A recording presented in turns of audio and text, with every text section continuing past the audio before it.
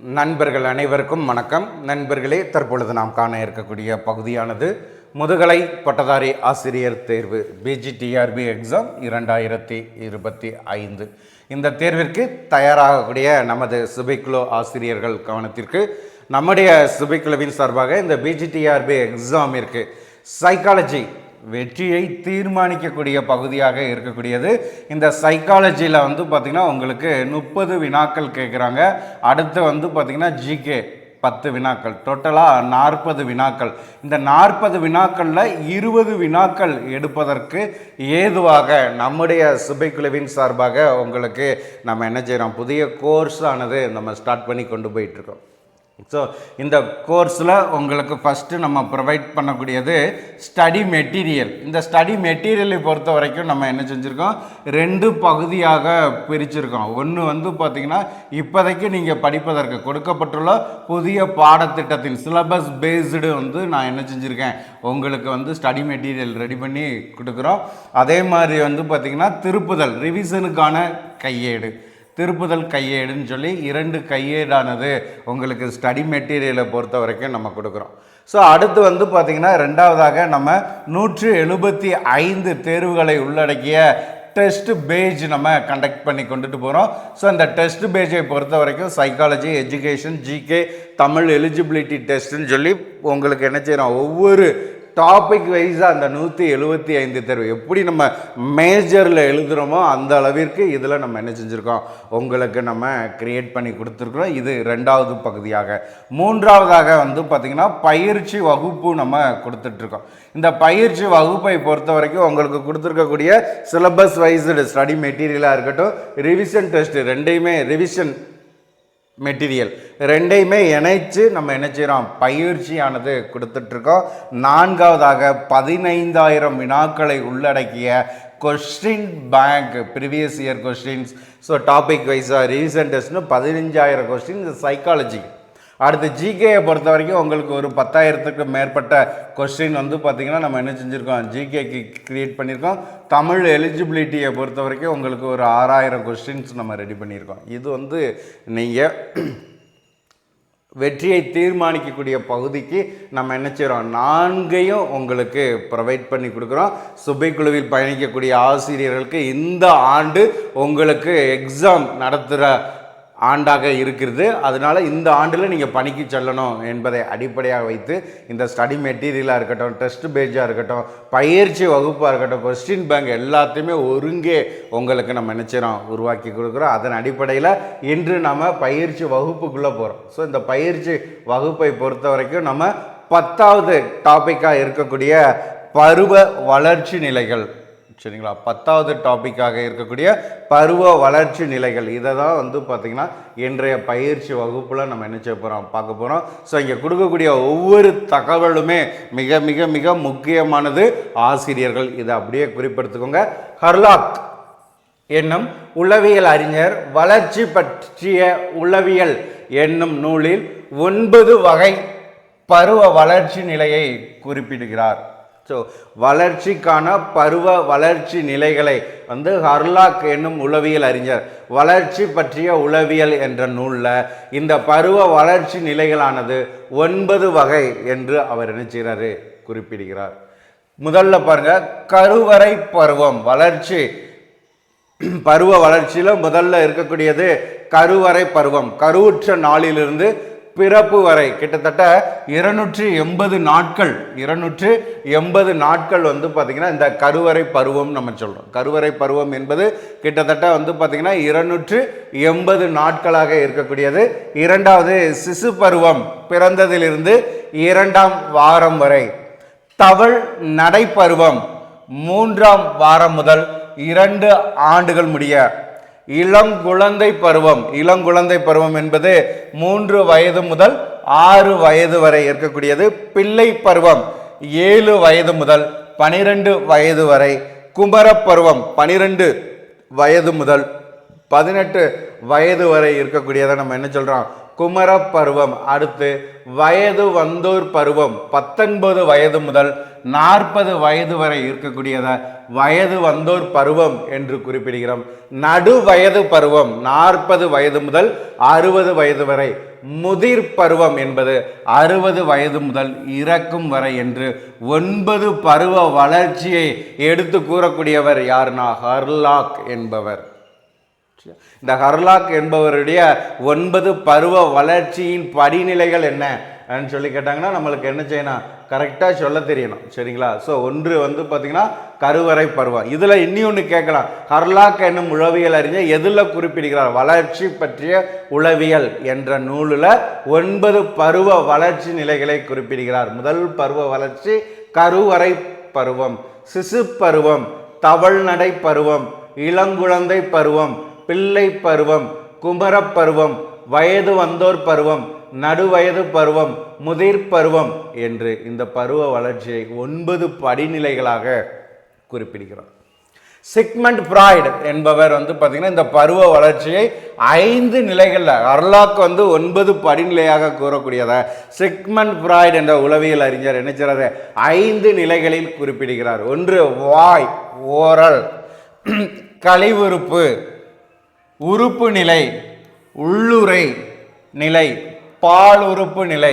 சரியா? வாய், கழிவுறுப்பு, உறுப்பு நிலை, உள்ளுறை நிலை, பால் உறுப்பு நிலை என்று இந்த பருவ நிலையை, பருவ வளர்ச்சி நிலையை சிக்மண்ட் ஃப்ராய்டு 5 நிலைகளில் குறிப்பிடுகிறார். ஸோ இது முக்கியமானது. சரிங்களா? அடுத்து வந்து பார்த்தீங்கன்னா இந்த சிசு பருவம். சிசு பருவம்னா என்ன? சரிங்களா? பருவ வளர்ச்சியில் முதல்ல இருக்கக்கூடியதை வந்து பார்த்தீங்கன்னா நம்ம என்ன சொல்கிறோம், சிசு பருவம். பிறந்தது முதல் 15 நாட்கள் வரை இருக்கக்கூடியதை சிசு பருவம் என்று கூறுகிறோம். புது துளங்களான விரல் சூப்புதல், கொட்டாவி விடுதல், கண்ணீர் விடுதல் போன்றவை வெளிப்படுகின்றன. சிசு பருவத்தினுடைய செயல்பாடுகள் என்ன? சிசு பருவத்தினுடைய வரையறையில் பாருங்க, பிறந்தது முதல் 15 நாட்கள் வரை இருக்கக்கூடியதை நம்ம சிசு பருவம் என்று சொல்கிறோம். இந்த சிசு பருவத்தினுடைய செயல்பாடு என்னன்னு கேட்கலாம். பொது துளங்களாக இருக்கக்கூடிய சிசு பருவத்தினுடைய பொது துளங்களாக இருக்கக்கூடியது விரல் சூப்புதல், கொட்டாவி விடுதல், கண்ணீர் விடுதல். இதனுடைய முதல் பொது துளங்களாக இருக்கக்கூடியது. ஸோ அடுத்து தவழ்நடை பருவம். இரண்டாவது பருவம் வந்து பார்த்தீங்கன்னா தவழ்நடை 15 நாட்கள் முதல் 2 ஆண்டுகள் வரை இருக்கக்கூடியதை நம்ம என்ன செய்கிறோம், தவழ்நடை பருவம் என்று கூறுகிறோம். இப்பருவத்தில் தான் குழந்தையின் மன எழுச்சி வளர்ச்சி தொடங்குகிறது. அப்போ நம்மளுக்கு வினாக்கள் கேட்கலாம், குழந்தையின் மன எழுச்சி வளர்ச்சி எந்த பருவத்தில் தொடங்குகிறதுனா தவழ்நடை பருவத்தில். புற தூண்டலால் ஏற்படும் மனவெழுச்சி நீண்ட நேரம் நீடிக்கக்கூடியவை. குழந்தையின் எடை, உயரம் வேகமாக வளர்ச்சி அடையக்கூடிய பருவமானது தவழ்நடை பருவம். ஸோ இதை அப்படியே குறிப்பெடுத்துக்கோங்க. அடுத்து பாருங்க, இளங்குழந்தை பருவம். இளங்குழந்தை பருவத்தில் 3 வயது முதல் 6 வயது வரை இருக்கக்கூடியவர்களை நம்ம என்ன சொல்றோம், இளங்குழந்தை பருவம் என்று கூறுகிறோம். இது பிரச்சனைக்குரிய வயது எனவும் கேள்விகளை கேட்டு துளைக்கும் வயது என்றும் அழைக்கப்படுகிறது. ஸோ அப்போ வினாக்களை இங்கேயே நான் உங்களுக்கு என்ன செய்கிறேன், கிரியேட் பண்ணி எடுத்து கொடுக்குறேன். பிரச்சனைக்குரிய வயது எனவும் கேள்விகளை கேட்டு துளைக்கக்கூடிய வயது எனவும் அறியக்கூடிய பருவம் எதுனா இளங்குழந்தை பருவம். பிறரை போல் தானும் செய்தல் வயது எனவும் படைப்பாற்றல் வயது எனவும் கல்வியாளர்களால் அழைக்கப்படக்கூடிய பருவமானது இந்த இளங்குழந்தை பருவம். பிறரை போல் தானும் செய்தல் வயது எனவும் படைப்பாற்றல் வயது எனவும் கல்வியாளர்களால் கூறக்கூடிய வயது பருவமானது இளங்குழந்தை பருவம். இப்பருவ குழந்தைகளை நடமாடும் கேள்விக்குறி எனலாம். நடமாடும் கேள்விக்குறி என்று அழைக்கப்படக்கூடிய பருவம் எதுனா இளங்குழந்தை பருவம். இப்பருவ உடல் வளர்ச்சி தவழ்நடை பருவத்தை விட மெதுவானது. தவழ்நடை பருவத்தில் தான் உடல் வளர்ச்சியானது அதிகமாக இருக்கும். இளங்குழந்தை பருவத்தில் இந்த தவழ்நடை பருவத்தை விட மெதுவானதாக உடல் வளர்ச்சியானது காணப்படும். சமூக வளர்ச்சியானது சமூக இயல்பு உடையதாக இல்லாமல் சமூக இயல்பற்றதாக அமையக்கூடிய பருவம் இந்த பருவம். சரிங்களா? ஸோ அப்போ கிட்டத்தட்ட ஒரு 5 வினாக்கள் இதுக்குள்ளேயே உங்களுக்கு நான் என்ன செஞ்சுருக்கேன், கிரியேட் பண்ணி கொடுத்துருக்கிறேன். அடுத்த பருவமானது பிள்ளை பருவம். 6 வயது முதல் 12 வயது வரை இருக்கக்கூடியதை நம்ம என்ன சொல்றோம்? பிள்ளை பருவம் என்று அழைக்கிறோம்.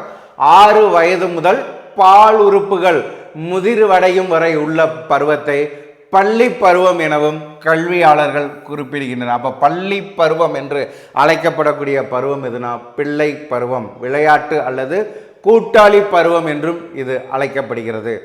முதிர் குழந்தை பருவம் என்றும் அழைக்கப்படுகிறது. அப்ப இந்த பிள்ளை பருவம் என்பதற்கு பார்த்தீங்கன்னா எத்தனை வகையறைகள், எத்தனை பெயர்களில் அழைக்கிறாங்க பாருங்க. 6 வயது முதல் 12 வயது வரை இருக்கக்கூடியது தான் இந்த பிள்ளை பருவம்.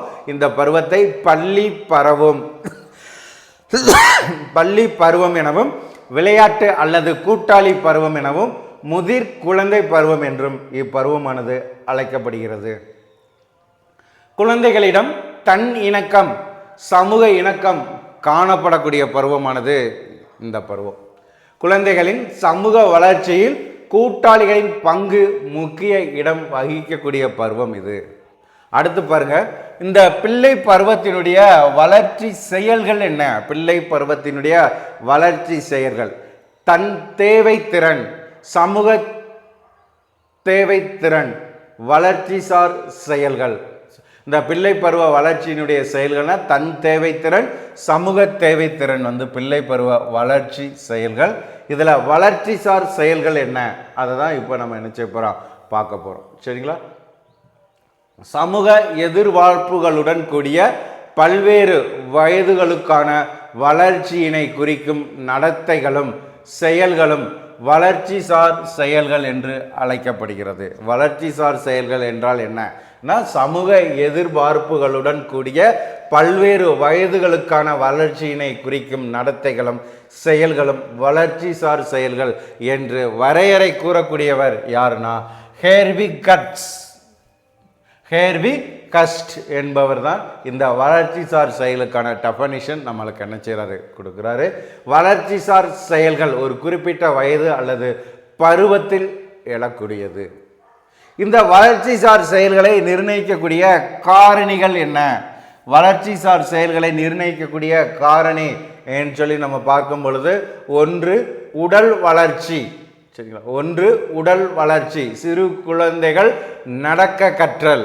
சரியா? உடல் வளர்ச்சி. 2 பண்பாட்டின் செல்வாக்கு, படிக்க எழுத கற்றல்.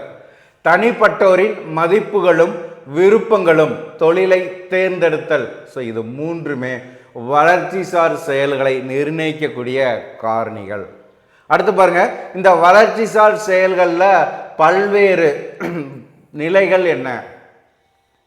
வளர்ச்சிசார் செயல்களின் பல்வேறு நிலைகள் சொல்லி பார்க்கும்போது, 1 உடல் வளர்ச்சி, 2 அறிவு வளர்ச்சி, 3 மன எழுச்சி வளர்ச்சி, 4 ஒழுக்க வளர்ச்சி, 5 சமூக வளர்ச்சி. இந்த 5மே வளர்ச்சிசார் செயல்களினுடைய பல்வேறு நிலைகளாக கூறப்படுகிறது. உடல் வளர்ச்சி, அறிவு வளர்ச்சி, மன எழுச்சி வளர்ச்சி, ஒழுக்க வளர்ச்சி, சமூக வளர்ச்சி என்று 5 வளர்ச்சிசார் செயல் நிலைகளானது காணப்படுகிறது. மனித வளர்ச்சி நிலை பற்றிய எரிக்சனின் ஆய்வு. அடுத்த டாபிக் பாருங்க, மனித வளர்ச்சி நிலையை பற்றிய எரிக்சனுடைய ஆய்வு என்ன? குழந்தை வளர வளர அதன் சமூக தொடர்பும் விரிவு சிக்கலும் அடைகிறது. பிறப்பு முதல் ஓராண்டு வரை தாய் செவிலியர் செல்வாக்கானது காணப்படுகிறது. இது மனித வளர்ச்சி நிலை பற்றிய எரிக்சனின் ஆய்வாக கூறப்படுகிறது. 2ஆம் ஆண்டு பெற்றோரின் செல்வாக்கு. 3 முதல் 5 ஆண்டுகள் ஆதார குடும்பம். 6 முதல் பால் உறுப்புகள் முதிர்ச்சி பெறும் வயது வரை சுற்றுப்புற பள்ளி இவர்களுடைய ஆதிக்கம். குமர பருவத்தில் ஒப்பார் குழு, அதே மாதிரி பிற குழுக்களினுடைய ஆதிக்கம். முன்முதிர் பருவத்தில் நண்பர்கள், பால் தொடர்பு உறுப்பினர்கள். நடுமுதிர் பருவத்தில் தன்னுடன் பகிர்ந்து கொள்வோரின் செல்வாக்கு. பின்முதிர் பருவத்தில் மனித இனம், நம் இனம் என்ற செல்வாக்கு என்று ஒவ்வொரு பருவம் வாரியாக எரிக்சன் ஆய்வு செய்து இந்த தகவலை வெளியிடுகிறார். அடுத்து, இந்த மனித வளர்ச்சி நிலையை பற்றி ஆய்வு செய்தவர்கள்ல மற்ற யாரெல்லாம் இருக்கிறார்? சரியா? மனித வளர்ச்சி நிலையை பற்றி ஆய்வு செய்த மற்றவர்கள் யார் நமக்கு கேட்கலாம். கோல்பர்க் முதல்ல இருக்கக்கூடியவர் கோல்பர்க். ஒழுக்க வளர்ச்சி நிலை பற்றிய ஆய்வை மேற்கொண்டவர் கோல்பர்க். அதே மாதிரி ஹார்லாக் 10 வளர்ச்சி நிலைகளை பற்றி ஆய்வு செய்தவர். 10 வளர்ச்சி நிலைகளை கூறக்கூடியவர் ஹார்லாக். பியாஜே என்பவர் அறிவு வளர்ச்சி நிலையை பற்றி கொள்கையை வெளியிட்டவர், ஆய்வு செய்தவர் பியாஜே. சரிங்களா? ஸோ அப்போ கோல்பர்க், ஹார்லாக், பியாஜே இவர்கள் மூன்றுமே வளர்ச்சி நிலைகளை பற்றி ஆய்வு செய்தவர்களாக அறியப்படுகிறார்கள். அடுத்து பிறப்புக்கு முந்தைய நிலையினுடைய வளர்ச்சி பருவங்கள் என்ன? பிறப்புக்கு முந்தைய நிலையினுடைய வளர்ச்சி பருவங்கள் சொல்லி பார்க்கும்போது முதல்ல பார்த்தீங்கன்னா இருக்கக்கூடிய பருவம் முளை நிலை. முதல் 2 வாரங்களானது முளை நிலை என்று அழைக்கப்படுகிறது. பிண்ட நிலை 2 முதல் 8 வாரங்கள் பிண்ட நிலை என்று அழைக்கப்படுகிறது. முதுசூழ்நிலை, இந்த முதுசூழ்நிலை என்பது 9 வாரம் முதல் பிறப்பு வரை இருக்கக்கூடியது முதுசூழ்நிலை. அப்ப பிறப்புக்கு முந்தைய நிலையில வளர்ச்சி பருவங்கள் என்பது 3 நிலை. ஒன்று முளைநிலை, பிண்ட நிலை, முதுசூழ் நிலை. இந்த முளை நிலை என்பது முதல் 2 வாரங்களும், பிண்ட நிலை என்பது 2 முதல் 8 வாரங்களும், முதுசூழ் நிலை என்பது 9 வாரம் முதல் பிறப்பு வரை இருக்கக்கூடியதாக என்ன செய்றாங்க, வரையறுத்து கூறுகிறார்கள். பிறப்பிற்கு பிந்தைய நிலையினுடைய வளர்ச்சி பருவம், இது முந்தைய நிலையை பார்த்தா 3 வகை. அதே மாதிரி பார்த்தீங்கன்னா பிறப்புக்கு பிந்தைய நிலை வளர்ச்சி பருவங்கள் சொல்லி பார்க்கும் பொழுது, ஒன்று குளவி பருவம். இந்த குளவி பருவம் என்பது பிறப்பிற்கு பிந்தைய வளர்ச்சி பருவங்கள். குளவி பருவம் பிறப்பு முதல் 3 வயது வரை இருக்கக்கூடியதை நம்ம என்ன சொல்றோம், குளவி பருவம் என்று சொல்கிறோம். அல்லது 2வது குழந்தை அல்லது பிள்ளை பருவம் 3 முதல் 6 வயது வரை இருக்கக்கூடியதை நம்ம என்ன சொல்றோம், குழந்தை பிள்ளை பருவம் என்று கூறுகிறோம். அடுத்து பின் குழந்தை பருவம் 7 முதல் 10 வயது. குமரப்பருவம் 11 முதல் 19 வயது வரை இருக்கக்கூடியது. இது பார்த்தீங்கன்னா முன் குமரப்பருவம், பின் குமரப்பருவம், குமரப்பருவம் என்று பிரிக்கிறோம். சரிங்களா? சாரி, குமரப்பருவங்கிறது டோட்டலாக 11லிருந்து 19 வரை இருக்கக்கூடியது. ஸோ இதை பார்த்தீங்கன்னா முன் குமரப்பருவம்னு சொல்கிறோம். இதனுடைய காலம் 11 முதல் 13 வரை இருக்கக்கூடியது. அடுத்து குமரப்பருவம் என்று சொல்லக்கூடியது 13 முதல் 15 வயது வரை இருக்கக்கூடியது. அடுத்து பின் குமரப்பருவம், இது பார்த்தீங்கன்னா 16 முதல் 19 வயது வரை இருக்கக்கூடியது. 5வதாக முதிர் பருவம், இது 20 முதல் 50 வயது வரை இருக்கக்கூடியது. இந்த முதிர் பருவத்தை என்ன சொல்றோம், முன்முதிர் பருவம். முன்முதிர் பருவம் என்று சொல்லும் பொழுது, முன்முதிர் பருவம் 20 முதல் 29 வயது வரை இருக்கக்கூடியதையும், பின்முதிர் பருவம் அல்லது நடு வயது பருவம் என்று 30 முதல் 50 வயது வரை இருக்கக்கூடியதை கூறுகிறோம். அப்ப பிறப்பிற்கு பிந்தைய நிலை வளர்ச்சி சார் பருவங்களானது 5 காணப்படுகிறது. ஒன்று குளவி பருவம், 2 குழந்தை அல்லது பிள்ளை பருவம், 3வது பின் குழந்தை பருவம், 4வது குமரப்பருவம், 5வது முதிர் பருவம். ஸோ இதனுடைய ஆண்டுகள் இதை மெயினாக குறிப்பிடுத்து பயன்படுத்திக்கோங்க. ஸோ மிக முக்கியமான பகுதியாக இது இருக்கக்கூடியது. இந்த 5ஓட மட்டும் இல்லாமல் 6வது பாருங்க, தளர் பருவம் 50 முதல் 60 வயது வரை இருக்கக்கூடியதை தளர் பருவம் என்றும், முதுமை பருவம் என்பது 60 வயதிலிருந்து இறப்பு வரை இருக்கக்கூடியது என்று, பிறப்பிற்கு பிந்தைய பருவ வளர்ச்சியில் 7 நிலைகளானது கூறப்படுகிறது. முதல் பக்கத்தில் 5 பார்த்தோம், இப்போ 2, மொத்தம் 7. ஸோ இதில் முதல் பருவமாக இருக்கக்கூடியது குளவி பருவம். இந்த குளவி பருவம் என்ன, பிறப்பு முதல் 5 ஆண்டுகள் வரை இருக்கக்கூடியதை நம்ம என்ன சொல்றோம், குளவி பருவம் சொல்றோம். பிறந்த குழந்தையினுடைய எடை என்பது 6 பவுண்ட் இருக்க வேண்டும். 6 பவுண்டு. குழந்தையினுடைய பால் பற்களானது 2 வயதில் தோன்றுகிறது. குழந்தையின் தலை உடம்பில் 4ல் 1 பகுதியாக இருக்க வேண்டும். இது ஃபுல்லாமே பார்த்தீங்கன்னா குளவி பருவத்தில் இருக்க வேண்டிய செயல்முறைகள். இதெல்லாம் எந்த பருவத்தில் இருக்குன்னு கூட கேட்கலாம். சரிங்களா? ஸோ அப்போ குளவி பருவம் என்பது பிறப்பு முதல் 5 ஆண்டுகள் வரை இருக்கக்கூடியது. பிறந்த குழந்தையினுடைய எடை 6 பவுண்டாக இருக்க வேண்டும். பால் பற்கள் என்பது 2 வயதில் தோன்ற வேண்டும். குழந்தையின் தலை உடம்பில் 4 ஒரு பகுதியாக இருக்க வேண்டும். அடுத்து 5 வயதில் குழந்தையினுடைய எடை, 5 வயதில் குழந்தையினுடைய எடையானது 5 மடங்காக உயர வேண்டும்.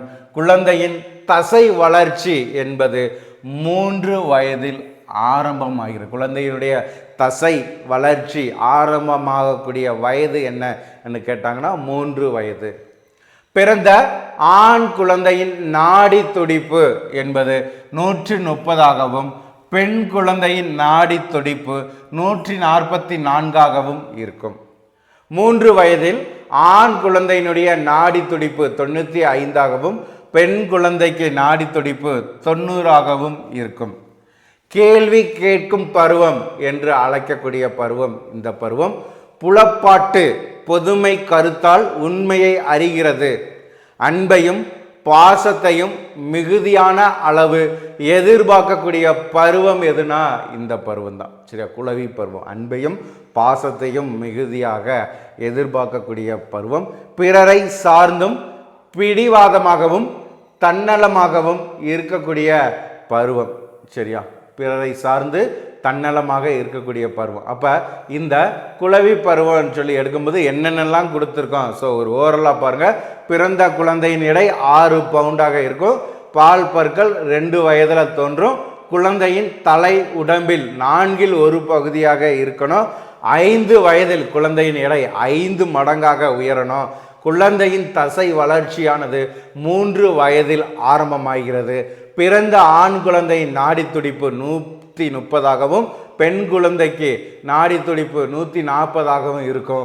3 வயதில் ஆண் குழந்தையின் நாடி துடிப்பு 95ஆகவும் பெண் குழந்தைக்கு நாடி துடிப்பு 90ஆகவும் இருக்கும். கேள்வி கேட்கும் பருவம் இந்த குளவி பருவம். புலப்பாட்டு பொதுமை கருத்தால் உண்மையை அறிகிற பருவம் இது. அன்பையும் பாசத்தையும் மிகுதியான அளவு எதிர்பார்க்கக்கூடிய பருவம் எது சொன்னால் இந்த குளவி பருவம். பிறரை சார்ந்தும் பிடிவாதமாகவும் தன்னலமாகவும் இருக்கக்கூடிய பருவமானது இந்த குளவி பருவம். அடுத்து பார்க்கக்கூடியது பிள்ளை பருவம். 6 முதல் 12 ஆண்டுகள் வரை இருக்கக்கூடியது பிள்ளை பருவம்.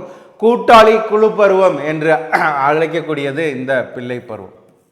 கூட்டாளி பருவம் எல்லா பாகங்களிலும் நிலையான வளர்ச்சி, மனித உடலில் இருக்கக்கூடிய அனைத்து பாகங்களிலும் நிலையான வளர்ச்சி ஏற்படக்கூடிய பருவமானது பிள்ளை பருவம்.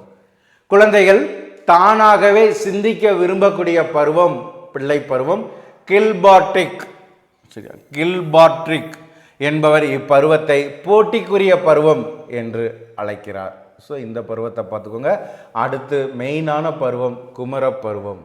13 முதல் 20 வயது வரை இருக்கக்கூடிய ஆண்டுகள், 13 ஆண்டுகள் முதல் 20 ஆண்டுகள் வரை இருக்கக்கூடிய பருவமானது இந்த குமர பருவம். வளர்ச்சி காணும் பருவம் என்று அழைக்கப்படக்கூடிய பருவம் இந்த குமர பருவம். அக மற்றும் புற உறுப்புகள் வளர்தல், சுரபிகள் சுரத்தல், நோய் எதிர்ப்பு சக்தி அதிகமாதல் இந்த குமர பருவத்தினுடைய வளர்ச்சி சார் செயல்கள். குமர பருவம் வாழ்க்கையின் ஆரம்ப நிலையின் தொகுப்பு. குமர பருவமானது வாழ்க்கையின் ஆரம்ப நிலையின் தொகுப்பு என்று கூறியவர் ராஸ். குமர பருவம் மனக்குமுறலும் கொந்தளிப்பும் அல்லது புயலும் அலையும் நிறைந்த அல்லது அமைதியற்ற சிக்கலான பருவம் என்று கூறியவர் ஸ்டான்லி ஹால் என்பவர் தான் இதனை கூறுகிறார். முதிர்ச்சி ஏற்படுதல், 2ஆம் நிலை பாலின உறுப்புகள் வளர்தல் குமர பருவத்தினுடைய செயல்பாடுகளில் ஒன்று. நுண்ணறிவு அதிகமான அளவில் இப்பருவத்தில் வளர்ச்சி அடைகிறது. இப்பருவத்தினர் நல்ல உடல் வளர்ச்சிக்கு ஏற்ற பயிற்சி என்கிறார் ஸ்டான்லி ஹால். இப்பருவத்தினர் அதாவது குமர பருவத்தினர் நல்ல உடல் வளர்ச்சிக்கு ஏற்ற பயிற்சி என்று கூறுபவர் யாருன்னு கேட்கலாம், ஸ்டான்லி ஹால். இடைவெளி, சமூகத்தோடு ஒத்துப்போதல், சூழ்நிலைக்கு ஏற்று ஒத்துப்போதல், தங்களது தோற்றம், மன எழுச்சி கலந்த பதட்டம் இந்த பருவத்தினுடைய முக்கிய பங்கு. இந்த குமர பருவத்தினருடைய சிறப்பு இயல்புகள் என்ன? குமர பருவம்னா சொல்லியாச்சு, அதில் என்னென்ன வருங்கிறதையும் நான் உங்களுக்கு சொல்லிட்டேன். இந்த குமர பருவத்தினருடைய சிறப்பு இயல்புகள் என்ன என்று சொல்லி பார்த்தீங்கன்னா, உடல் வளர்ச்சியில் அடிதடியான மாற்றம். முதல் பாயிண்ட், குமர பருவத்தினருடைய சிறப்பு இயல்புகள் தவறானதை தேர்வு செய்யன்னு கூட நம்மளுக்கு கேட்கலாம். உடல் வளர்ச்சியில் அதிரடியான மாற்றம். இரண்டாவது, தன்னுணர்வு மிகுந்து காணப்படும். பால் உணர்வு தலை தூக்கி இருத்தல், சுய சார்பு பெற விளைதல், சக வயது தோழர்களின் நட்பு, லட்சிய நோக்கம் யதார்த்தம், தொழில் தேர்வும் சுயசார்பு தேவையும், தலைமை தன்மை. ஸோ இது ஃபுல்லாமே பார்த்தீங்கன்னா குமர பருவத்தினருடைய சிறப்பு இயல்பாக கூறுறோம். குமர பருவம், இளையோர் பருவம், குமரப்பருவம் அல்லது இளையோர் பருவம். இந்த இளையோர் பருவம் என்பது குழந்தை பருவத்திலிருந்து முதிர்ந்த பருவத்திற்கு மாறுகின்ற பருவம். வயதை குறிக்கக்கூடியது இந்த இளையோர் பருவம் என்பது. ஸோ ஒவ்வொரு பகுதியுமே நம்ம பிரித்து இங்கே கொடுத்துருக்குறோம். இப்படியே நீங்கள் ஃபாலோ பண்ணி வந்தாலே போதும். சைக்காலஜியை பற்றி நீங்கள் கவலைப்பட வேண்டியதே கிடையாது. 12 வயது முதல் காலை பருவத்தின் இறுதி வரை உள்ள வயதை குறிக்கக்கூடியது தான் இந்த பிள்ளை பருவம், குமர பருவம். சரிங்களா? மனித வளர்ச்சி பருவத்தின் மிக முக்கிய பருவம். மனித வளர்ச்சி பருவத்தின் மிக முக்கிய பருவமானது இந்த பருவம். மற்ற வளர்ச்சி பருவத்தின் தன்மையினை நிர்ணயிக்கக்கூடியதாக அமையக்கூடிய பருவம். குமர பருவம் என்பதை குறிக்கக்கூடிய இந்த சொல்லானது லத்தீன் மொழியிலிருந்து, சரியா? ஸோ மெயினானது பாருங்க, குமர பருவத்தை குறிக்கக்கூடிய அடலோசன்ஸ் என்ற சொல்லானது லத்தீன் மொழியிலிருந்து பெறப்பட்டது. ஸோ இதற்கான பொருள் என்னன்னா வளர்கின்ற. இதற்கான பொருள் அடலோசன்ஸ் என்பது வளர்கின்ற என்று பொருள் தரக்கூடியது. குமர பருவத்தின் ஒருவன் முழு உடல் வளர்ச்சியை பெறுகிறான். பால் வளர்ச்சி, தான் என்னும் உணர்வு போன்றவை ஏற்படக்கூடிய பருவமானது இந்த குமர பருவம். இப்பருவத்தின் மனம் மிகுந்த கொந்தளிப்புடனும் மன அழுத்தத்துக்குரியதாகவும் இருக்கும். எந்த பருவத்தில்னா இந்த குமர பருவத்தில். இளையோர் பருவம் என்பது மனக்குமுறலும் கொந்தளிப்பும் நிறைந்த பருவம் என்று கூறியவர் ஸ்டான்லி ஹால். குழந்தை தன்மை அடியோடு மாறி பெருத்த மாற்றங்களுடன் முதிர்ச்சி ஏற்பட தொடங்குவதால் இப்பருவம் குழந்தைகளின் இரண்டாம் பிறப்பு என்று அழைக்கப்படுகிறது. அப்ப குழந்தையின் இரண்டாம் பிறப்பு என்று அழைக்கப்படக்கூடிய பருவம் எதுனா இளையோன் பருவம் அல்லது குமர பருவம். ஏன் அவ்வாறு அழைக்கப்படுகிறதுனா, குழந்தை தன்மையானது அடியோடு மாறி பெருத்த மாற்றங்களுடன் முதிர்ச்சி ஏற்பட தொடங்குவதால் இந்த பருவமானது இரண்டாம் பிறப்பு என்று அழைக்கப்படுகிறது. வளர்ச்சி காணும் பருவம் எனவும் இந்த பருவமானது அழைக்கப்படுகிறது. குமரப்பருவம் என்பது வாழ்க்கையின் ஆரம்ப நிலையின் தொகுப்பு. குமரப்பருவம் என்பது வாழ்க்கையின் ஆரம்ப நிலையின் தொகுப்பு என்று கூறியவர் யாருன்னு நம்மளுக்கு கேட்கலாம். ராஸ் என்பவர் தான் இந்த குமர பருவமானது வாழ்க்கையின் ஆரம்ப நிலையின் தொகுப்பு என்று கூறுகிறார். இந்த குமர பருவத்தினருடைய பண்புகள் என்ன? இளையோர் பருவம் என்பது மாறுகின்ற பருவம், மாற்றங்களை ஏற்படுத்தக்கூடிய பருவம், அஞ்ச வேண்டிய பருவம், உண்மை நிலைக்கு புறம்பான பருவம், முதிர்ச்சி பருவத்திற்குரிய ஆரம்பம், ஒப்பார் குழு பருவம். இது ஃபுல்லாமே குமர பருவத்தினருடைய பண்புகள். முதல் பண்பானது பார்த்திங்கன்னா மாற்றங்களை ஏற்படுத்தும் பருவம்.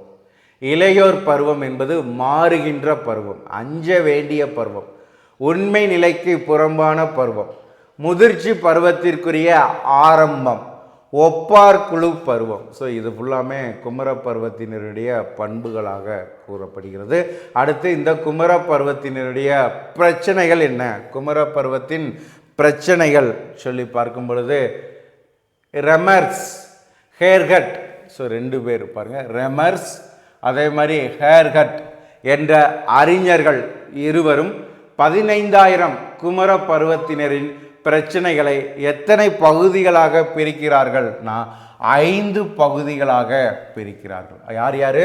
ரெமர்ஸ், ஹேர்ஹட் என்ற அறிஞர்கள் இருவருமே இந்த குமர பருவத்தினருடைய பிரச்சனைகளாக 5 பகுதிகளாக 15,000 குமர பருவத்தினரை எடுத்து 5 பகுதிகளாக பிரிக்கிறார்கள். முதல் குமர பருவத்தினுடைய பிரச்சனையானது உடல் சார்ந்த பிரச்சனைகள்.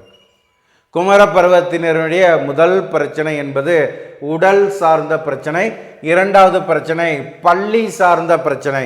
மூன்றாவது பிரச்சனை பிறர் சார்ந்த பிரச்சனை. நான்காவது பிரச்சனை தன் சார்ந்த பிரச்சனைகள்.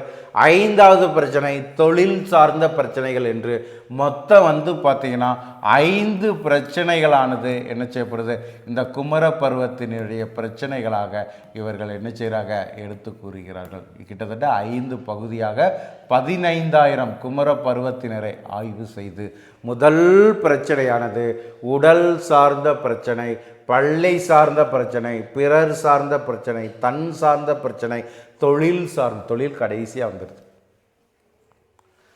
பெற்றோர் அரவணைப்பு, பாதுகாப்பு, பொருளாதார சார்பு ஆகியவற்றை எதிர்பார்த்திருந்ததாலும் தான் வயது வந்தவன், தனக்கென தனித்த கருத்துக்களும் உண்டு என்பதை மற்றவர்கள் ஒப்புக்கொள்ள வேண்டும் என்பதை நிலைநிறுத்த முயலுவதால் இப்பருவத்தினர் தன்னை பற்றிய குழப்பத்திலிருந்து விடுபடாமல் பாருங்க, தன்னை பற்றிய குழப்பத்திலிருந்து விடுபடாமல் தவிக்கின்றனர். இலக்கு பற்றிய ஆசிரியருக்கான ஆய்வு பல்வேறு வயது குழந்தைகளது கற்றல் ஊக்குவிக்கும் வகையில் செயல்படுத்த வேண்டும். கற்றலில் தாம் அடைய வேண்டிய இலக்கு பற்றிய அறிவினை மாணவருக்கு அளிக்க வேண்டும். வகுப்பறை சூழலை மேம்படுத்தி மாணவரது பங்கேற்பை அதிகரிக்க செய்தல் வேண்டும். இப்பருவத்தில்தான் ஒருவனுக்கு பட்ட படிப்பு, மன எழுச்சி மற்றும் உணர்ச்சிகள் மிகுந்து காணப்படக்கூடிய பருவமானது இந்த குமர பருவம்.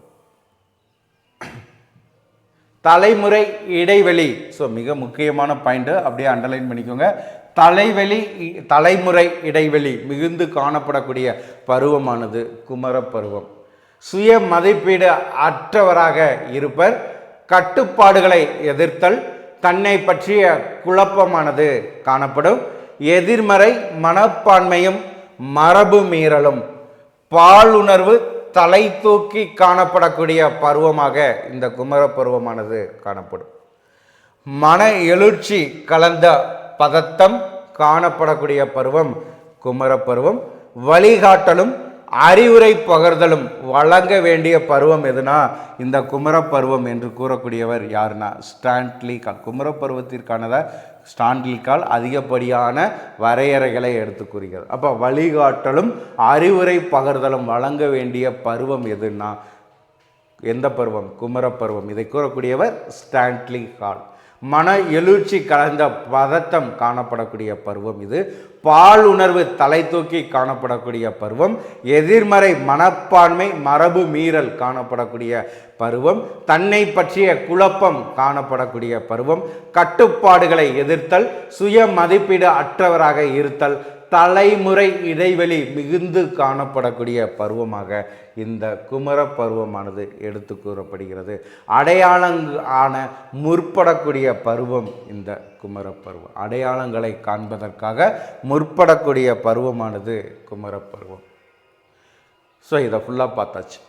அப்போ இந்த குமர பருவத்தினுடைய வளர்ச்சிகள் என்ன? குமர பருவத்தினுடைய வளர்ச்சின்னு சொல்லி எடுத்துக்கிற பொழுது முதல்ல நம்ம பார்க்கக்கூடியது உடல் வளர்ச்சி. குமர பருவத்தினுடைய வளர்ச்சியில் உடல் வளர்ச்சியானது இந்த குமர பருவத்தில் எப்படி இருக்கும்னா உச்ச நிலையை அடைகிறது. உடல் வளர்ச்சியினுடைய உச்ச நிலை அடையப்படக்கூடிய பருவமானது குமர பருவம். பால் வளர்ச்சி 3 நிலைகளில் நடைபெறுகிறது. நம்மளுக்கு வினாக்கள் கேட்கலாம். குமர பருவத்தில் உடல் வளர்ச்சியில் பால் வளர்ச்சி எத்தனை நிலைகளில் நடைபெறுகிறதுனா 3 நிலைகளில். ஒன்று தன்னையே விரும்புதல், ஓரின பால் தொடர்பு, ஈரின பால் தொடர்பு. தன்னையே விரும்புதல், அதே மாதிரி ஓரின பால் தொடர்பு, ஈரின பால் தொடர்பு என்று இந்த 3 நிலைகளில் பால் வளர்ச்சியானது தோன்றுகிறது.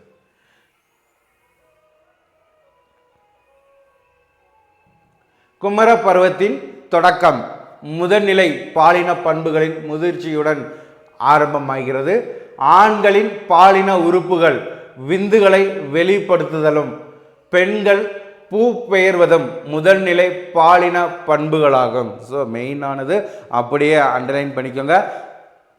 குமர பருவத்தில் சரிங்களா, குமர பருவத்தில் பாலின உறுப்புகள் விந்துகளை வெளிப்படுத்துவதும் பெண்கள் பூ பெய்வதும் குமர பருவத்தின் முதல்நிலை பாலின பண்புகளாகும். ஸோ குமர பருவம் சொல்லியாச்சு, அதில் ஒவ்வொரு நிலைகளை பார்த்தாச்சு. குமர பருவத்தினுடைய அந்த பாலின வழிமுறைகள் 3: தன்னையே விரும்புதல், ஓரினம், ஈரினம் சொல்லி 3ஐயும் பார்த்தாச்சு. அப்போ இந்த குமர பருவத்தின் பாலின நிலை ஆரம்ப ஸ்டேஜ் என்ன? பாலின முதல்நிலை பாலின பண்பு. குமர பருவத்தில் பாலின பண்புகளில் முதல் நிலை, இவன் குமர பருவத்திற்கு வந்துட்டான், அங்கே கூடிய அந்த முதல் நிலை பண்பு என்ன? ஆணாக இருந்தால் விந்துகள் வெளிப்படுதல், பெண்களாக இருப்பின் பூ பெய்தல். இது முதல் நிலை. மெயினானது அண்டர்லைன் பண்ணிக்கோங்க. இது உடல் வளர்ச்சி, குமர பருவத்தினருடைய உடல் வளர்ச்சி. ஸோ அடுத்து பார்க்கக்கூடியது மன எழுச்சி. இரண்டாவதாக காணக்கூடியது மன எழுச்சி. அறிவு வளர்ச்சி உச்சக்கட்ட வளர்ச்சியை பெறக்கூடிய பருவம். அறிவு வளர்ச்சி உச்சக்கட்ட வளர்ச்சியை பெறக்கூடிய பருவமானது குமர பருவம். நுண்ணறிவு அதிக அளவில் வளர்ச்சி அடைகிறது. எதையும் திறனாய்வு செய்து ஏற்றுக்கொள்ளக்கூடிய பருவத்தினராக இருப்பர். மனப்பான்மைகளை இப்பருவத்தில் உருவாக்கி கொள்வர். குமர பருவம் ஒரு செயல்படு பருவமாகும். அண்டர்லைன் பண்ணிக்கோங்க. குமர பருவம் என்பது செயல்படு பருவம். செயல்படு பருவம் என்பது எதுனா குமர பருவம். இதில் டோட்டலாக பார்த்தீங்கன்னா மன எழுச்சிங்கிற டாப்பிக்கில் என்ன பார்க்குறோம்னா, இந்த குமர பருவத்தில் அறிவு வளர்ச்சியானது அதிகப்படியாக காணப்படும். அடுத்து மன எழுச்சி வளர்ச்சி. குமர பருவத்தின் பண்புகளில் பார்க்குறோம். அச்சம், பதற்றம். பாருங்க, அச்சம், பதற்றம், அன்பு, கோபம் ஆகியவை அதிக அளவில் வெளிப்படக்கூடிய பருவமானது இந்த பருவம். மன கிளர்ச்சியால் அமைதியற்று காணப்படுவர். இது மன எழுச்சி வளர்ச்சி. அடுத்து சமூக வளர்ச்சி. சமூக வளர்ச்சின்னு சொல்லும்போது குழுவினரின் கட்டுப்பாட்டின் கீழ் நடந்து கொள்கின்றனர். சமூக முதிர்ச்சியும் பொருத்தப்பாட்டையும் அடைந்து சமூக இயல்பினின் ஆகின்றனர். இது சமூக வளர்ச்சி. அடுத்து பார்த்தீங்கன்னா ஒழுக்க வளர்ச்சி. முன் மாதிரியான சமுதாயத்தை ஏற்படுத்த நினைத்தல். முன்மாதிரியான சமுதாயத்தை ஏற்படுத்த நினைத்தல். சமூக தொண்டு, மனிதநேயம் போன்றவற்றில் விருப்பம் உடையவர்களாக இருப்பர். குமர பருவ பிரச்சனைகளை தீர்க்க உதவக்கூடிய ஆசிரியரின் பங்கு என்ன? குமர பருவத்தினர்களிடம் ஏற்படக்கூடிய பிரச்சனைகளை தீர்ப்பதற்கு ஆசிரியருடைய பங்கு என்ன? ஸோ மிக முக்கியமான பாயிண்ட்டு. ஸோ இதில் தவறானது எது, சரியானது எதுன்னு கூட நம்மளுக்கு வினாக்கள் கேட்கலாம். 1, பொறுப்பளித்தல், புரிந்து கொள்ளுதல். குமர பருவத்தில் இருக்கக்கூடியவர்களுக்கு பொறுப்பை அளித்தல், அவர்களை புரிந்து கொள்ளுதல் முதல் பாயிண்ட். இரண்டாவதாக குமர பருவத்தினரை சுதந்திர போக்குடன் ஊக்குவித்தல், நாட்டின் அவசியத்தை உணர செய்தல், தனி திறன்களை வளர்த்தல். குமர ஒவ்வொரு மனிதர்களிடமே ஒவ்வொரு திறனானது காணப்படும். அப்போ பார்த்தீங்கன்னா என்ன செய்யணும்? அந்த மனிதர்களிடம் தனி திறனை அறிந்து அதை என்ன செய்யணும்? வளர்க்க உதவ வேண்டும். ஆண் பெண் நட்பை ஊக்குவித்தல், நல் எண்ணத்தை வளர்த்தல், புரிந்து கொள்ளுதல், ஏற்றுக்கொள்ளுதல், மன நிறைவை ஏற்படுத்துதல், தலைமை பண்பிற்கான பயிற்சியை வழங்குதல், தனிமையில் அறிவுரை கூறுதல், சமூக சேவைகளில் ஈடுபடுத்துதல், ஆசிரியர் முன்மாதிரியாக திகழ்தல், தேவையற்ற பயத்தினை போக்குதல். ஸோ இதுதான் பார்த்தீங்கன்னா ஒரு ஆசிரியர் ஏற்படுத்தக்கூடியது. எல்லாமே கரெக்டு தான், சரிங்களா? இங்கே கொடுத்துருக்கக்கூடிய எல்லாமே ஒரு ஆசிரியர் ஏற்படுத்தக்கூடியது. இதில் மெயினானது என்னதுன்னா, ஆசிரியர் என்ன செய்யணும்? முன்மாதிரியாக திகழணும். அதே மாதிரி ஆசிரியர் என்ன செய்யணும்? நடந்துக்கணும். சரியா? ஸோ இது ஆசிரியர் முன்மாதிரியாக திகழ்தல் மிக முக்கியமான பாயிண்ட். சரிங்களா? ஸோ பார்த்துக்கோங்க. குமர பருவத்தினருடைய வளர்ச்சி செயல்முறை. குமர பருவத்தினருக்குரிய வளர்ச்சி செயல்கள். கேவிஸ்ட், ஸோ பாருங்க நேம பார்த்துக்கோங்க. கேவிஸ்ட் என்னும் உளவியல் அறிஞர் குமர பருவத்தினருக்குரிய 10 வளர்ச்சி செயல்பாடுகளை குறிப்பிடுகிறார். குமர பருவத்தினருக்குரிய வளர்ச்சி செயல்பாடுகளை 10 ஆக குறிப்பிடக்கூடியவர் யாருன்னா கேவிஸ்ட் என்னும் உளவியல் அறிஞர். ஒவ்வொரு பாயிண்ட்டுமே குறிப்பிடுத்துக்கோங்க, முக்கியமானது. ஆண் பெண் இருபாலரும் புதிய உறவுகளையும் நட்பினையும் பெற்றிட கற்றறிதல் வேண்டும். ஸோ இந்த கேவிஸ்ட் என்னும் உளவியல் அறிஞர் குமர பருவத்தினருக்குரிய 10 வளர்ச்சி செயல்பாடுகளில் என்னென்ன கூறுகிறார் பாருங்க. சரிங்களா, 10 வளர்ச்சி செயல்பாடுகளில் என்னென்ன குறிப்பிடுகிறார். ஆண் பெண் இருபாலரும் புதிய உறவுகளையும் நட்பினையும் பெற்றிட கற்றிருத்தல் வேண்டும். அவரவரின் சமூக கடமைகளை ஆற்றிட கற்றிருத்தல் வேண்டும். தன் உணர்ச்சிகளை சுதந்திரத்திற்கான தன்னம்பிக்கையை பெற்றிருத்தல். தொழிலுக்கு தன்னை தயார்படுத்தும் திறனை பெற்றிருத்தல். திருமண உறவு குடும்ப வாழ்வு இதற்கு தன்னை தயார்படுத்தி கொள்ளுதல். அடுத்து பாருங்க, சமூக முதிர்ச்சிக்கு தேவையான அறிவை பெற்றிருத்தல். சமூக பொறுப்புள்ள நடத்தைகளை வளர்த்தல். ஒழுக்க பண்புகள் நெறிகளை பெற்றிருத்தல் என்று இதை என்ன செஞ்சிருக்காரு, வரையறை செய்திருக்கிறார். குமர பருவத்தினரது ஆர்வங்கள், குமர பருவத்தில் இருக்கக்கூடியவர்களுடைய ஆர்வங்கள் என்ன? இளையோரின் ஆர்வம் நுண்ணறிவு, பாலினம், சூழ்நிலையை பொறுத்ததாக அமையக்கூடியது. இளையோரின் ஆர்வமானது நுண்ணறிவு, பாலினம், சூழ்நிலை இதை மூன்றையும் பொறுத்ததாக அமையும். இளையோரின் ஆர்வம் என்பது நண்பர்கள் மெயினானது, சமூகம், பொருளாதார சூழ்நிலை, தனிப்பட்ட குணத்தை ஒட்டி அமையக்கூடியது. ஸோ இது ரெண்டுமே குமர பருவத்தினருடைய ஆர்வங்களாக கூறப்படுகிறது. குமர பருவத்தினருடைய ஆர்வங்களாக கூறக்கூடியது. ஸோ அடுத்து பார்த்திங்கன்னா வகைகள். பொழுதுபோக்கு ஆர்வம். முதல்ல பார்த்திங்கன்னா பொழுதுபோக்கு ஆர்வம். இரண்டாவது தனிப்பட்ட ஆர்வம். மூன்றாவது கல்வியில் ஆர்வம், தொழிலில் ஆர்வம், மதம் மற்றும் கடவுள் மீது ஆர்வம், சமூக ஆர்வம், விளையாட்டு ஆர்வம். ஸோ இது ஃபுல்லாமே பார்த்திங்கன்னா குமர பருவத்தினருடைய பொழுதுபோக்கு ஆர்வம், தனிப்பட்ட ஆர்வம், கல்வியில் ஆர்வம், தொழிலில் ஆர்வம், மதம் மற்றும் கடவுள் மீது ஆர்வம், சமூக ஆர்வம், விளையாட்டு ஆர்வம். இது ஃபுல்லாமே பார்த்திங்கன்னா வகைகளாக கூறப்படுகிறது. அடுத்து குமர பருவத்தினருடைய குழு நடத்தை. அடுத்த டாபிக் பார்த்திங்கன்னா குமர பருவத்தினருடைய குழு நடத்தை. இளையோர் தான் சார்ந்துள்ள குழுவின் நடத்தைக்கு ஏற்ப தூண்டப்படுகின்றனர். குழுவினர் விதிமுறைகளுக்கு கட்டுப்பட்டு நடக்கின்றான். பள்ளி கல்லூரிகளில் 2 வகைகளில் குழு நடத்தை அமைகிறது. 1 பொழுதுபோக்கு நடவடிக்கை, 2 அழிவு நடவடிக்கை. ஒப்பார் குழுவில் உறுப்பினராக மாறுகின்றனர். இக்குழுவால் பற்றுறுதி, தன்னலங்கருதாமை, கூட்டு மனப்பான்மை போன்ற நற்பண்புகள் வளர்ச்சி அடைகிறது. எதனால? இந்த ஒப்பார் குழு இவற்றினால். சரியா? ஒப்பார் குழுவினால் ஏற்படக்கூடியது என்ன? ஒப்பார் குழுவினால் ஏற்படக்கூடியது பார்த்தீங்கன்னா பற்றுறுதி, தன்னலங்கருதாமை, கூட்டு மனப்பான்மை போன்ற நற்பண்புகளானது உருவாகிறது. குமர பருவத்தினர் லட்சியங்களால் உந்தப்படுவார்கள். தலைமை தாங்கும் பண்பு இயல்பாகவே குமர பருவத்தினரிடம் தோன்றக்கூடியது.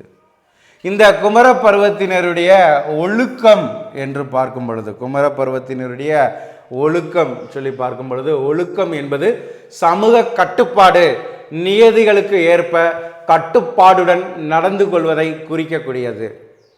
இளையோரின் ஒழுக்கம் அவனது பெற்றோர், குடும்பம், அதே மாதிரி பள்ளி இதை பார்த்தீங்கன்னா பொறுத்து அமையக்கூடியது இளையோரினுடைய ஒழுக்கமானது. அதே மாதிரி கல்வியின் நோக்கம் ஒருவனிடம் ஒழுக்கத்தை வளர்ப்பதாக இருக்கும். குமர பருவத்தினர் தனக்கென அறநெறி ஒழுக்க நெறியை ஏற்படுத்தி கொள்கின்றனர். குமர பருவத்தினரது தலைமைத்தன்மை. அடுத்த டாபிக் வந்து பார்த்தீங்கன்னா குமர பருவத்தினருடைய தலைமை தன்மை. குமர பருவத்தினர் லட்சியங்களால் உந்தப்பட்டவர்கள், ஏற்கனவே நம்ம சொன்னதான். எனவே இயல்பாகவே தலைமை தாங்கக்கூடிய பண்பானது குமர பருவத்தினரிடையே என்ன செய்யும்? காணப்படும்.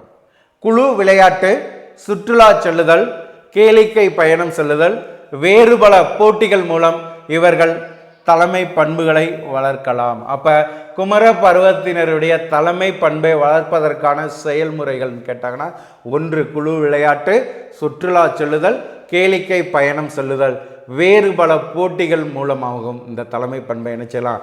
வளர்க்கலாம். தலைமை தன்மை என்பது ஒருவரின் ஆளுமை தன்மை பண்பினை வளர்க்கலாம். ஆளுமை பண்பையும் இதன் மூலம் நம்ம என்ன செய்யலாம்?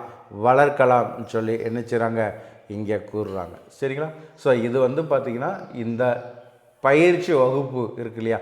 ஸோ சைக்காலஜியினுடைய பயிற்சி வகுப்பு 10னுடைய முழுமையான தகவல். சரிங்களா? பருவ வளர்ச்சி நிலைகள் முழுமையானது. ஸோ கிட்டத்தட்ட வந்து பார்த்திங்கன்னா ஒரு 12 பக்கம் வரைக்கும் இங்கே இன்றைக்கி நான் என்ன செஞ்சுருக்கேன்? உங்களுக்கு பயிற்சி கொடுத்துருக்குறேன். ஸோ அடுத்த பயிற்சியுடைய டாபிக் வந்து பார்த்திங்கன்னா உங்களுக்கு நம்ம என்ன செஞ்சுருவோம்? அடுத்த பயிற்சி வகுப்பில் கொடுத்தோம். இதே மாதிரி உங்களுக்கு சைக்காலஜி ஃபஸ்ட்டு, அடுத்து எஜுகேஷன், அடுத்து ஜிகே, தமிழ் எலிஜிபிலிட்டி டெஸ்ட்னு வரிசையாக உங்களுக்கு பயிற்சியை நம்ம என்ன செய்ய போகிறோம்? கொடுக்க போகிறோம். ஸோ ஒவ்வொரு நாளும் காலையில் சைக்காலஜி, தமிழ், ஹிஸ்ட்ரி, ஸோ இந்த ரேஷியோவில் உங்களுக்கு வீடியோவானது நம்ம பயிற்சியாக கொடுக்குறோம். ஆசிரியர்கள் வாய்ப்பை பயன்படுத்திக்கோங்க. நம்ம கொடுக்கக்கூடிய டெஸ்ட் பேஜாக இருக்கட்டும், practice class, study material, question bank, so ஒவ்வொன்றையுமே உங்களுக்கு நம்ம என்ன செய்கிறோம்? வெற்றி பெற வேண்டும். எப்படி மேஜருக்கு நம்ம வந்து பார்த்திங்கன்னா ஒரு கான்செப்டை உருவாக்கி கொடுக்குறோமோ அதே மாதிரி நீங்கள் என்ன செய்யணும்? இந்த சைக்காலஜிக்கு எடுக்கணும். குறைந்தது 20 மதிப்பெண் நீங்கள் கம்பல்சரி பெறணுங்கிறதுக்கான கிட்டத்தட்ட 6 புக்ஸை நம்ம என்ன செய்யணும்? ரெஃபர் பண்ணி இந்த பயிற்சி கையேடானது உங்களுக்கு உருவாக்கி கொடுக்குறோம். ஆசிரியர்கள் வாய்ப்பை பயன்படுத்திக்கோங்க. இது போன்ற பயனுள்ள தகவல்களை ஒவ்வொரு நாளும் பெற்றிட சுபிக்குழு ஒவ்வொரு நாளும் பயனுள்ள பயிற்சிகள், வினாக்களை கொடுத்துட்ருக்கோம். சுபிக்குழுவோடு இணைந்து பயணித்து பெற்று உங்களுடைய அரசு பணி கனவை நனவாக்கி கொள்ளுங்கள். அதுவரை சுபிக்குழுவோடு இணைந்திருங்கள். நன்றி நண்பர்களே.